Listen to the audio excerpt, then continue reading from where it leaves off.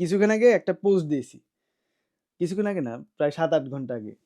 পোস্টে দিয়েছি কি যে দাঁড়ান পোস্টটা আমি দেখেই বলি। ওই পোস্টে দিয়েছি যে মানুষ কোন দলটাকে মনে করে যদি কাউকে দেখে একটা ইউনিভার্সিটির ছাত্র তার মুখে একটু দাড়ি আছে, নামাজ কালাম পড়ে, গার্লফ্রেন্ড নাই, মানুষ কোন গ্রুপের মানুষ মনে করে? তাকে কি জামাত শিবির মনে করে, নাকি ছাত্রলীগ মনে করে, না ছাত্রদল মনে করে, নাকি তাবলিগ মনে করে? তো বেশিরভাগ ভোট আসছে হলো জামাত শিবির। কিন্তু কিছু মানুষ বলছে কি যে এখানে সাধারণ মানুষ কেন উল্লেখ করা হলো না?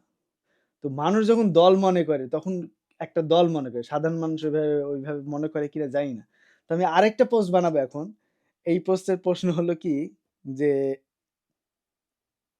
এলাকায় কোনো চাঁদাবাজি, ধর্ষণ, মাদক কারবার, খুন বা আরো নিকৃষ্ট কাজ যখন হয়, দেশের মানুষ কাদের সন্দেহ করে?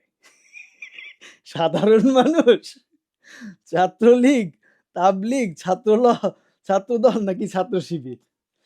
তো সাধারণ মানুষ চেয়েছিল ভোটে, তো আমি সাধারণ মানুষ দিয়েছি। দেখি এখন এই যে ২ নাম্বারি কারবার যেগুলো আছে, এগুলা কি সাধারণ মানুষ মনে করে? এখন আমার কোনো মতামত নাই। ঠিক আছে? বাংলাদেশের মানুষ মনে করে কি যে আমি এই একটা গ্রুপের পিছনে লাগছি। আমি দেখি আসলে মানুষের মতামতটা কি। আপনারা যদি চ্যানেলে ঢুকেন, এই পোস্টটা অলরেডি দেখতে পাবেন। আপনাদের আ মূল্যবান মতামতটা অবশ্যই দিবেন। ঠিক আছে? এখানে পুরা আ যে জিনিসটা বললাম,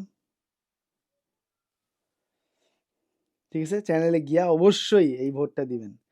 এটাই ওই যে মানুষ বলে না মাঝে, মাঝে বাংলাদেশের ৯০ ভাগ মানুষ অপেক্ষা করতেছে, তার জবাব এইটা। ঠিক আছে?